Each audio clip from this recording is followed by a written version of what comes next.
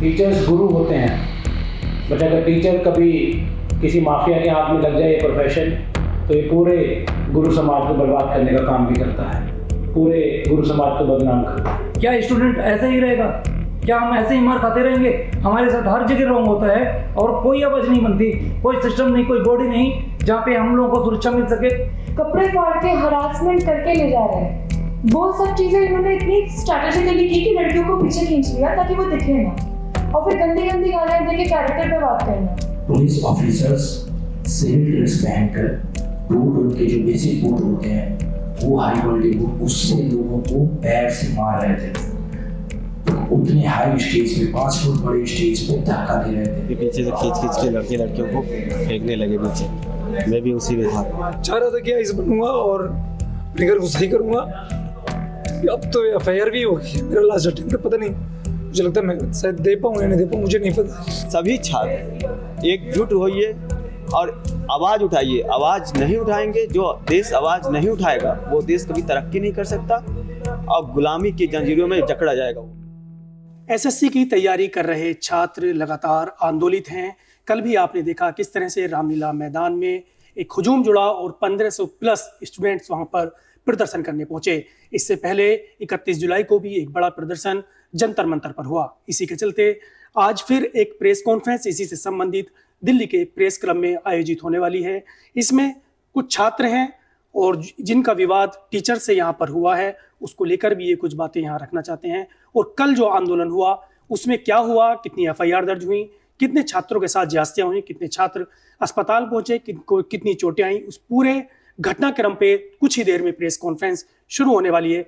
आज ये press conference एक बहुत ही दुखद से और बहुत ही डरावने माहौल में आपके सामने की जा रही है। कल रात को आपने जो लाइव मीडिया से, सोशल मीडिया कवरेज से देखा कैसे बच्चों को पीटा गया, जो कॉन्सिक्वेंसेस हैं वो कल आपने देखे।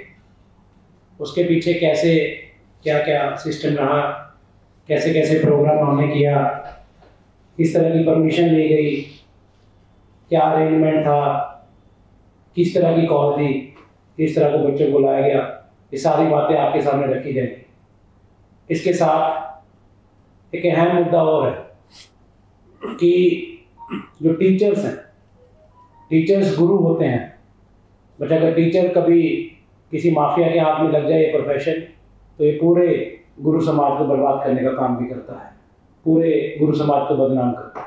जिन्होंने डायरेक्ट बच्चों को टारगेट किया और इस पूरी मुहिम को, इस बच्चों की मूवमेंट को, क्योंकि एग्जाम बच्चा देता है, इसका पीड़ित बच्चा है, उसको कैसे तोड़ने का, बच्चों को दबाने का, उनको डराने का काम किया गया। आज हम घटना अनुसार पूरा कार्यक्रम आपके सामने रखेंगे।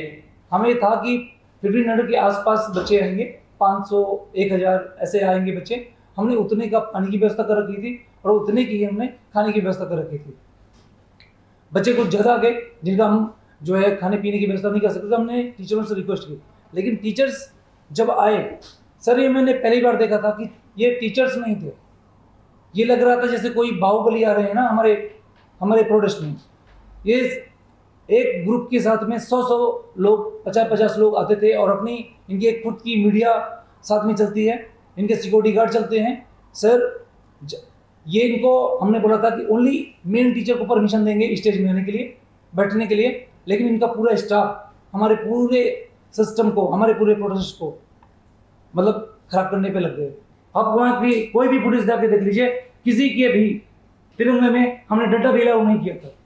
इतना पीसफुल प्रोटेस्ट हम कर रहे थे, टीचर ने थोड़ा सा भीड़ बढ़ा दी और पुलिस ने हमारे ऊपर, आपको पता है फिर क्या किया। तो मैं जवाब चाहता हूँ पूरे सिस्टम से, गवर्नमेंट से, क्या स्टूडेंट ऐसा ही रहेगा? क्या हम ऐसे ही मार खाते रहेंगे? हमारे साथ हर जगह रॉन्ग होता है और कोई आवाज नहीं बनती, कोई सिस्टम नहीं, कोई बॉडी नहीं जहाँ पे हम लोगों को सुरक्षा मिल सके। हम 20-30 लड़कियों का ग्रुप था, हम पुलिस वालों के आगे भीख मांग रहे हैं कि हम आपके साथ सुरक्षित महसूस करते हैं। यहाँ पर कितना ज्यादा और भीड़ आया है, हमें अपने साथ रख लीजिए, आप साइड में जाइए, प्यार से बात करिए। शाम हो चुकी थी, आप डिटेन नहीं कर सकते हमें। उन लोगों ने पुलिस का ड्रेस, जो पुलिस वाले थे, उन लोगों ने बाउंसर जैसे आपके होने वाले पुलिस वाले, जो नीचे का जूता भी दिख रहा था, वो हमारे ऊपर फेंक दिए स्टेज पे। फिर हमने अपने जो साथी हैं, विकास हैं, उनको बोला कि पकड़ो हमें, ये खींच रहे हैं, ये कपड़े फाड़ रहे हैं, कपड़े फाड़ के हरासमेंट करके ले जा रहे हैं। वो सब चीजें इन्होंने इतनी स्ट्रैटेजिकली की कि लड़कियों को पीछे खींच लिया ताकि वो दिखे ना, और फिर गंदी गंदी गालियां देके कैरेक्टर पे बात करना। अगर आज हम किसी ऐसी चीज के लिए बात कर रहे हैं तो शायद हमारी कॉन्स्टिट्यूशन नहीं दिया है, तो उस चीज में क्या गलत है? जब देश में नौकरी ही नहीं बचेगा तो बच्चे को सड़क पे उतरना पड़ेगा ना। और जिस नौकरी के लिए हम उतर रहे हैं उसी सिस्टम का पार्ट हम, पहली बात तो जिस सिस्टम का अगर हम खिलाफ आवाज उठाते हैं वो किसी गवर्नमेंट के खिलाफ नहीं है, हम एक सिस्टमैटिक फ्लॉ को बोल रहे हैं कि ये सिस्टमैटिक फ्लॉ आप इसको ठीक करिए, अब हमसे बात करिए। अगर एजुकेशन इतना इंपॉर्टेंट चीज है देश का तो हम भी उसका स्टेक होल्डर है ना, स्टूडेंट्स जितना ही टीचर्स है, जितना ही गवर्नमेंट है। अब हमारे साथ बैठिए, हमसे पूछिए कि हमारा क्या दिक्कत है। हमारे एक साथी था अक्षय, जिसका वीडियो भी वायरल हुआ और पुलिस ने उसे इतनी बुरी तरह से मारा है, जो ये अस्पताल का पर्चा है इसमें सब कुछ लिखा हुआ है। और जैसे ही मुझे पता चला कि कुछ साथी हमारे 40-50 साथियों को पुलिस डिटेन करके ले गई है, पर एक साथी को हमारे अक्षय को किसी हॉस्पिटल में ले गई है। पहले तो वो हमें हॉस्पिटल नहीं मिल रहा था, हॉस्पिटल में पहुंचे, वहां हमें उसके बाद उसका रूम नहीं मिल रहा है, कोई बताने के लिए, कॉर्पोरेट करने के लिए तैयार नहीं है। पता चला कि यहाँ एक बच्चा नहीं है, यहाँ 6 बच्चे आए हैं, पर 5 बच्चों को इतना डराया धमकाया गया पुलिस की उससे कि आप अपने फिंगरप्रिंट दो, आप अपना आधार कार्ड दो, आप अपने मम्मी पापा का नंबर दो। बच्चे, पैर टूटा हुआ बच्चा अस्पताल से भाग गया बिना एनएलसी कराए।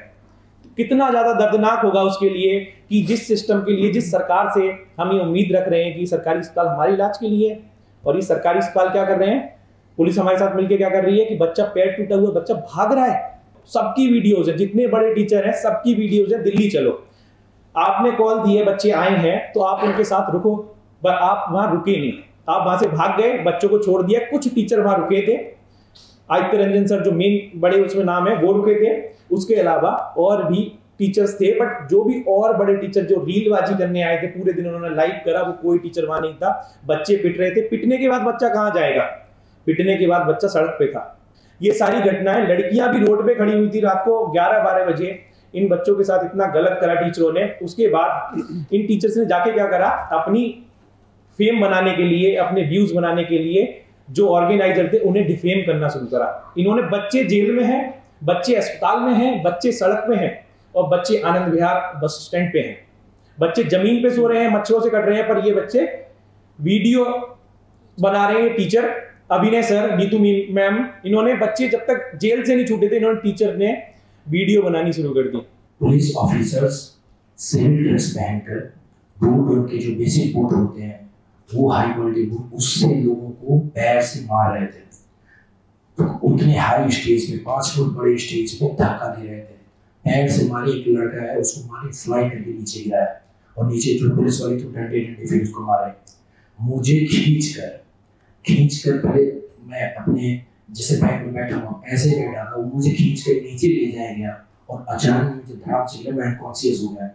उसके बाद एक पुलिस वाला आता है, वो अपने बूट से, जैसे आप लोग शूज पहने, बूट से मेरे इस हिस्से पर, यहाँ पर, और कुछ जोर का एक पैर मारता है और एक पैर पे मारता है। मैं लिटरली वहाँ पे अनकॉन्शियस हो गया, तो मुझे होश एकदम नहीं था। जब तक हो सका कुछ फ्रेंड मुझे आके पकड़े, पानी उन्हें पिलाया, मतलब लाके ऊपर पानी छिड़का, वीडियो देख भी सकते, पानी ऊपर पड़ा, गिराया, और मैं जब धीरे धीरे कॉन्शियस हुआ, फिर मुझे लेकर आदित्य रंजन सर और साथ में एक हमारी फ्रेंड है वो हर्ष गुप्ता जी, दोनों लेकर मुझे भागने लग गए।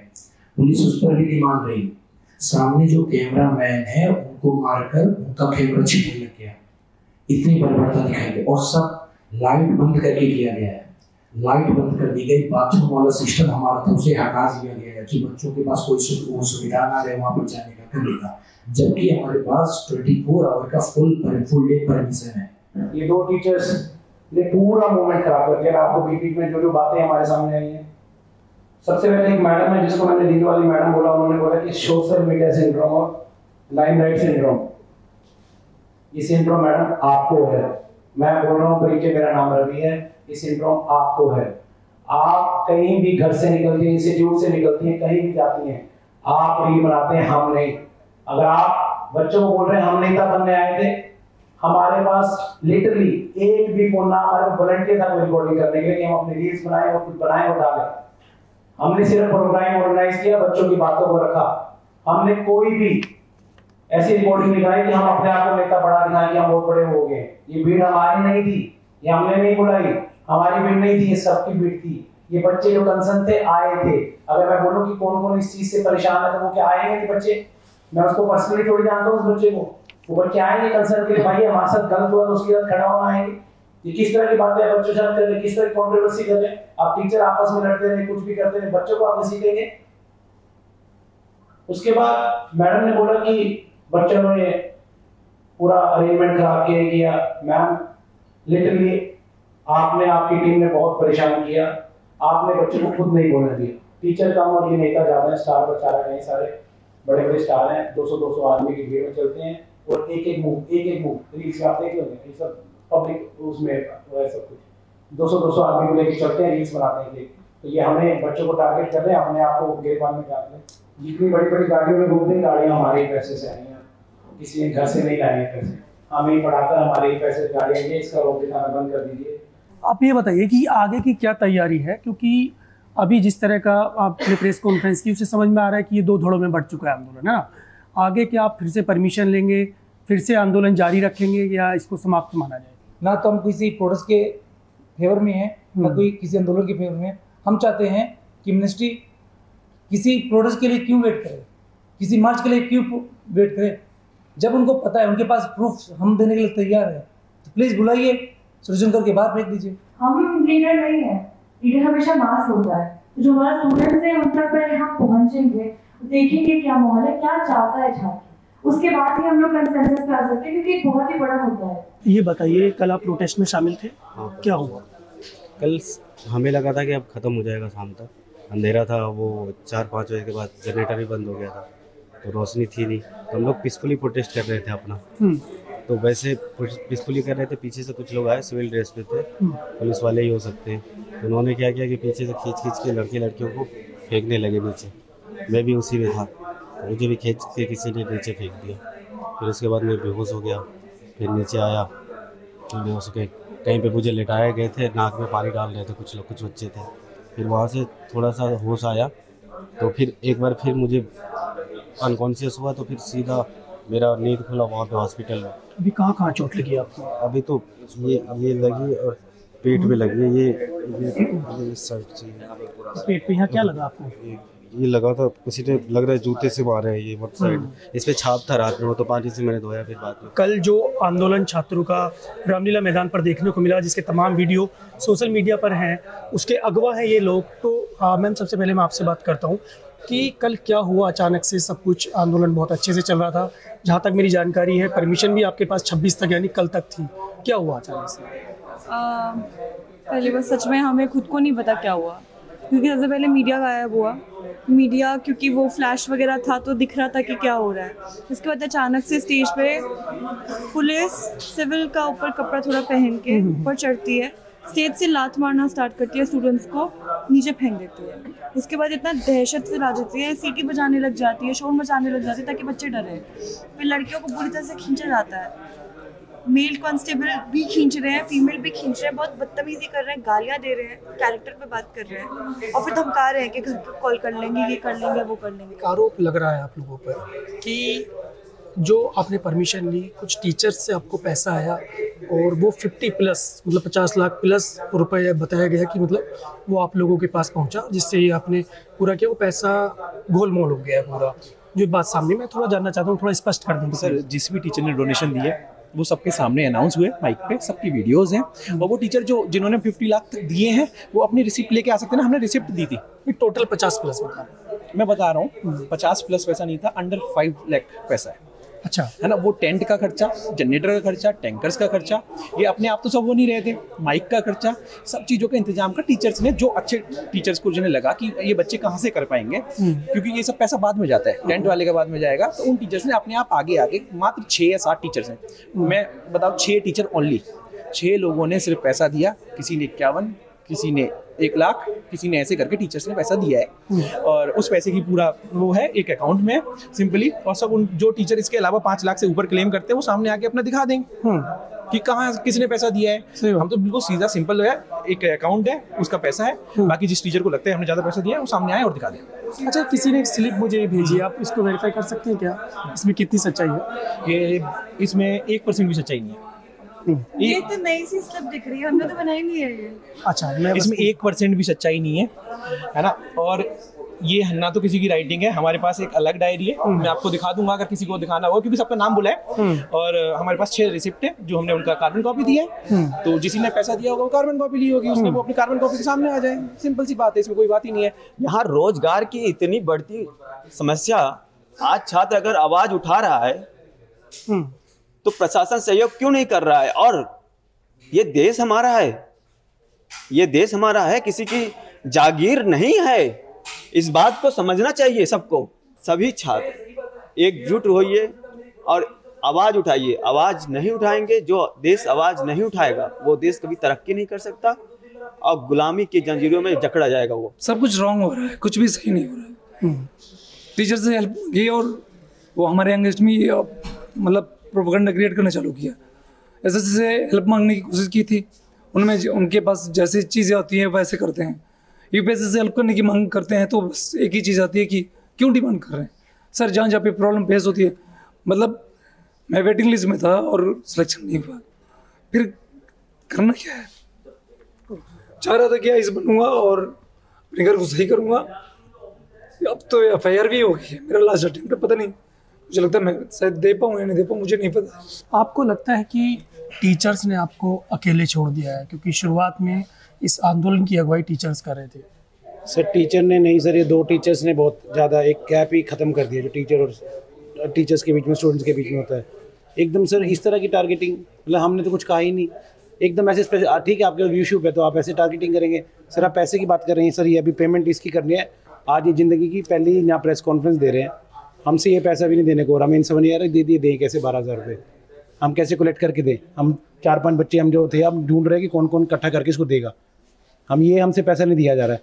और सर हमने पैसे की मांग नहीं की थी, हमने इनको कॉल दी थी कि भाई जो पानी वानी की व्यवस्था ये करवा लो, खाने की व्यवस्था करवा लो, कोई भी आगे नहीं आया इस काम के लिए। सर इन्होंने सर एकदम टारगेटिंग करके ऐसा, मतलब हमारा कौन टीचर, थोड़ा नाम बता दीजिए सर। नाम अब सर वो हो जाएगा सर, मैं आपको जिस नाम से दुनिया उनको जान रही है वो नाम बोल देता हूँ उनको। सर एक हलवा सर बोला जाता है और एक रील वाली मैडम। कल प्रोटेस्ट में 1500 प्लस स्टूडेंट आया था, दिल्ली के रामलीला मैदान में प्रोटेस्ट चल रहा था, लेकिन इसके बाद इनके पास परमिशन शाम को 5 बजे तक थी और उसके बाद 5 बजे के बाद फिर अगले दिन इनको आना था, यानी परमिशन टोटल जो 26 तारीख तक की थी। लेकिन इस बीच इनका जो इनका प्रोटेस्ट था वो 5 बजे के बाद बढ़ा और पुलिस और स्टूडेंट्स के बीच में झड़प हुई। उसके बाद प्रोटेस्ट की जो इनके पास परमिशन थी उसको कैंसिल कर दिया गया। इसके बाद इन स्टूडेंट का जो यहाँ पर टीचर हैं उन पर भी कुछ आरोप है, यानी जो आंदोलन है पूरा ये 2 धड़ों में बढ़ चुका है। और अभी हम प्रेस क्लब में हैं। प्रेस क्लब में आज ये प्रेस कॉन्फ्रेंस थी स्टूडेंट के द्वारा और उन्होंने बताया कि किस तरह जो ये पूरा आंदोलन था ये डिवाइडेशन हुआ इसका। कुछ टीचर्स पे भी इनके गंभीर आरोप लगाए। मैं आदित्य के साथ अवधेश कुमार, प्रेस क्लब दिल्ली। पत्रकारिता का नासूर बन चुके विज्ञापन के मॉडल को खारिज करके खबरों की इस दुनिया को बदलिए ताकि पत्रकारिता आपके लिए जवाबदेह बने। newslaundry.com/subscription पर क्लिक कीजिए और अपने मन मुताबिक पेमेंट का विकल्प चुनिए, क्योंकि हमारे सब्सक्राइबर्स का नारा है, मेरे खर्च पर आजाद हैं खबरें।